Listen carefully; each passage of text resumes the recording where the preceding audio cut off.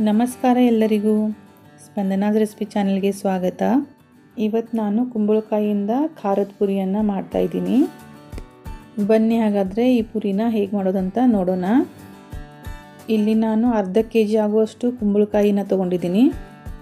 ಈಗ ಇದನ್ನು ನಾವು ಕ್ಲೀನ್ ಮಾಡಿ ತೊಗೊಳ್ಳೋಣ. ನೋಡಿ, ಈ ಥರ ಒಳಗಿರೋ ಬೀಜದ ಭಾಗನೆಲ್ಲ ತೆಗಿಬೇಕು. ಈಗ ಇದನ್ನು ನಾನು ಚಿಕ್ಕ ತುಂಡುಗಳಾಗಿ ಕಟ್ ಮಾಡ್ಕೊತಾ ಇದ್ದೀನಿ, ಯಾಕಂದರೆ ಇದ್ರ ಸಿಪ್ಪೆ ತೆಗೆಯಲು ಈಸಿ ಆಗುತ್ತೆ ಅಲ್ಲ, ಅದಕ್ಕೆ. ನೋಡಿ, ಈ ಥರ ಎಲ್ಲ ಚೆನ್ನಾಗಿ ಮೇಲಿರೋ ಸಿಪ್ಪೆನ ಎಲ್ಲ ತಕ್ಕೋಬೇಕು. ಈಗ ಒಳಗಿರೋ ಬೀಜ ಮತ್ತು ಮೇಲೆ ಸಿಪ್ಪೆ ತೆಗೆದಾದ ನಂತರ ನಾನು ಇದನ್ನು ಚಿಕ್ಕ ಪೀಸ್ಗಳಾಗಿ ಕಟ್ ಮಾಡಿ ನೀರಲ್ಲಿ ಚೆನ್ನಾಗಿ ತೊಳೆದ್ಬಿಟ್ಟು ತೊಗೊಂಡಿದ್ದೀನಿ. ಹೀಗೆ ಕಟ್ ಮಾಡಿರೋ ಕುಂಬಳಕಾಯಿನ ನಾವು ಒಂದು ತುರಿಯೋ ಮನೆಯಿಂದ ತುರಿದ್ಬಿಟ್ಟು ತೊಗೊಳ್ಳೋಣ. ಈಗ ತುರಿದಿರೋ ಎಲ್ಲ ಕುಂಬಳಕಾಯಿನ ನಾನು ಒಂದು ಪಾತ್ರೆಗೆ ಹಾಕೋತಾ ಇದ್ದೀನಿ.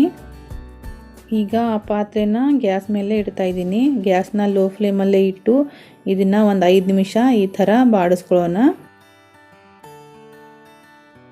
ಹೀಗೆ 5 ನಿಮಿಷ ನಾವು ಬಾಡಿಸ್ಕೊಂಡ ನಂತರ ನೋಡಿ, ಕುಂಬಳಕಾಯಿಯಲ್ಲಿರೋ ನೀರಿನ ಅಂಶನೂ ಕಡಿಮೆ ಆಗಿದೆ.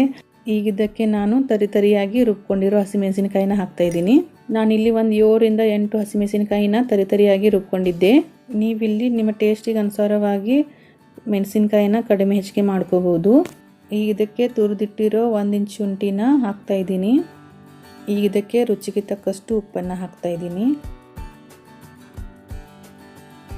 ಈಗ ಇದನ್ನು ಚೆನ್ನಾಗಿ ಮಿಕ್ಸ್ ಮಾಡಿ ಮತ್ತೆ ಬಾಡಿಸ್ಕೊಳ್ಳೋಣ. ಈಗ ಇದು ಪೂರ್ತಿಯಾಗಿ ಡ್ರೈ ಆಗಬೇಕು. ಕುಂಬಳಕಾಯಲ್ಲಿರೋ ನೀರಿನ ಅಂಶ ಪೂರ್ತಿಯಾಗಿ ಹೋಗೋವರೆಗೂ ನಾವು ಈ ಥರ ಬಾಡಿಸ್ಕೋಬೇಕು. ಗ್ಯಾಸ್ನ ಲೋ ಫ್ಲೇಮಲ್ಲೇ ಇಟ್ಟು ಸ್ವಲ್ಪ ಹೊತ್ತು ಬಿಟ್ಬಿಟ್ಟು ಈ ಥರ ಬಾಡಿಸ್ಕೊತಾನೆ ಇರಿ, ಯಾಕಂದರೆ ಕೆಳಗೆ ಸೀದೋಗ್ಬಿಡುತ್ತೆ. ನೋಡಿ, ಈ ಥರ ಕುಂಬಳಕಾಯಲ್ಲಿರೋ ನೀರಿನ ಅಂಶನೂ ಹೋಗಿ ಪೂರ್ತಿಯಾಗಿ ಡ್ರೈ ಆಗಿದೆ. ಈಗ ಇದನ್ನು ಗ್ಯಾಸ್ ಆಫ್ ಮಾಡಿಬಿಟ್ಟು ತಣ್ಣಗಾಗೋದಕ್ಕೆ ಬಿಡೋಣ. ಈಗ ಇದು ಪೂರ್ತಿಯಾಗಿ ತಣ್ಣಗಾದ ನಂತರ ಇದಕ್ಕೆ ನಾನು 2 ಕಪ್ ಆಗುವಷ್ಟು ಗೋಧಿ ಹಿಟ್ಟನ್ನು ಸೇರಿಸ್ತಾ ಇದ್ದೀನಿ. ಇದಕ್ಕೆ ನೀವು ಬೇಕಾದರೆ ಇಲ್ಲಿ ಸ್ವಲ್ಪ ಅಜ್ವಾನನ್ನು ಹಾಕೋಬಹುದು ಮತ್ತು ಬಿಳಿ ಎಳ್ಳನ್ನು ಸೇರಿಸ್ಕೋಬಹುದು.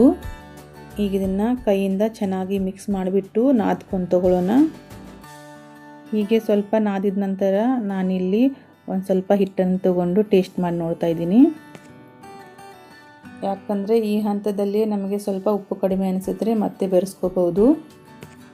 ನನಗೆ ಇಲ್ಲಿ ಸ್ವಲ್ಪ ಉಪ್ಪು ಕಡಿಮೆ ಅನಿಸ್ತಿರೋದ್ರಿಂದ ನಾನು ಮತ್ತೆ ಸ್ವಲ್ಪ ಉಪ್ಪನ್ನು ಹಾಕ್ತಾ ಇದ್ದೀನಿ.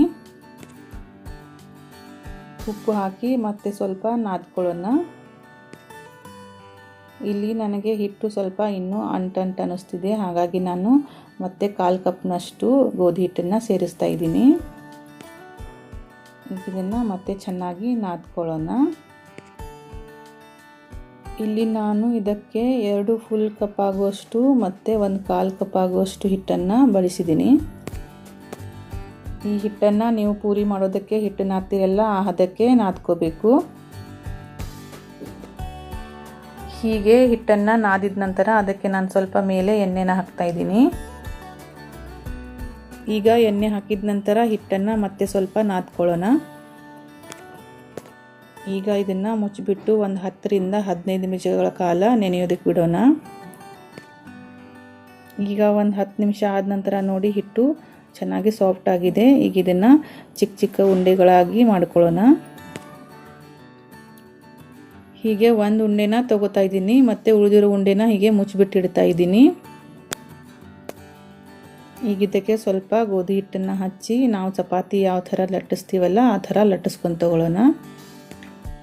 ನಾವು ಪೂರಿಗೆ ಯಾವ ಥರ ಲಟ್ಟಿಸ್ತೀವಲ್ಲ ಆ ಥರ ತುಂಬಾ ದಪ್ಪನೂ ಅಲ್ಲ, ಹಾಗೆ ತೆಳುವಾಗಿಯೂ ಅಲ್ಲ, ಆ ಥರ ಲಟ್ಟಿಸ್ಕೊಂಡು ತಗೊಳ್ಳಿ. ಈಗ ನೋಡಿ, ಈ ಥರ ಒಂದು ಬಟ್ಟಲನ್ನ ತೊಗೊಂಡು ನಾನು ಲಟ್ಟಿಸಿರೋ ಚಪಾತಿ ಮೇಲೆ ಪ್ರೆಸ್ ಮಾಡ್ತಾ ಇದ್ದೀನಿ. ಈಗ ಎಲ್ಲ ಪೂರಿನ ನಾನು ಒಂದು ಪ್ಲೇಟಲ್ಲಿ ತಕ್ಕೋತಾ ಇದ್ದೀನಿ. ಪೂರಿ ಕರಿಯೋದಕ್ಕೆ ನಾನು ಎಣ್ಣೆನ ಮೊದಲೇ ಕಾಯಿಸ್ಲಿಕ್ಕೆ ಇಟ್ಟಿದ್ದೆ.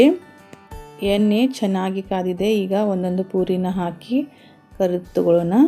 ಪೂರಿನ ಕರಿಯುವಾಗ ಗ್ಯಾಸ್ನ ಹೈ ಫ್ಲೇಮಲ್ಲೇ ಇಟ್ಟು ಕರಿಬೇಕು, ಯಾಕಂದರೆ ನೀವು ಲೋ ಫ್ಲೇಮಲ್ಲಿ ಇಟ್ಟರೆ ಪೂರಿ ಜಾಸ್ತಿ ಎಣ್ಣೆ ಹಿಡ್ಕೊಂಡು ಬಿಡುತ್ತೆ ಮತ್ತು ತುಂಬ ಹಾರ್ಡಾಗಿ ಬರುತ್ತೆ, ಸಾಫ್ಟಾಗಿ ಬರೋಲ್ಲ. ನೋಡಿ ಎಷ್ಟು ಚೆನ್ನಾಗಿ ಉಬ್ಬಿದ್ದಾವೆ ಪೂರಿ ಎಲ್ಲ. ಯಾವಾಗಲೂ ನಾವು ಕುಂಬಳಕಾಯಿಯಿಂದ ಪಾಯಸ ಹಾಗೆ ಗಾರ್ಗಿ ಅಂತ ಸಿಹಿ ಪದಾರ್ಥನೇ ತಯಾರು ಮಾಡ್ತೀವಲ್ಲ, ಈ ಥರ ನೀವು ಕುಂಬಳಕಾಯಿಯಿಂದ ಖಾರದ ಪುರಿ ತಯಾರು ಮಾಡಿ ನೋಡಿ. ಈ ರೆಸಿಪಿ ನಿಮಗೂ ಕೂಡ ಇಷ್ಟವಾಗುತ್ತೆ. ಹಾಗಾದರೆ ಫ್ರೆಂಡ್ಸ್, ಇದಾಗಿತ್ತು ಇವತ್ತಿನ ರೆಸಿಪಿ. ಈ ರೆಸಿಪಿ ಏನಾದರೂ ನಿಮಗೆ ಇಷ್ಟವಾಗಿದ್ದರೆ ಒಂದು ಲೈಕ್ ಮಾಡಿ, ಶೇರ್ ಮಾಡಿ, ಹಾಗೆ ನಮ್ಮ ಚಾನಲ್ನ ಸಬ್ಸ್ಕ್ರೈಬ್ ಮಾಡೋದನ್ನು ಮರಿಬೇಡಿ. Thank you.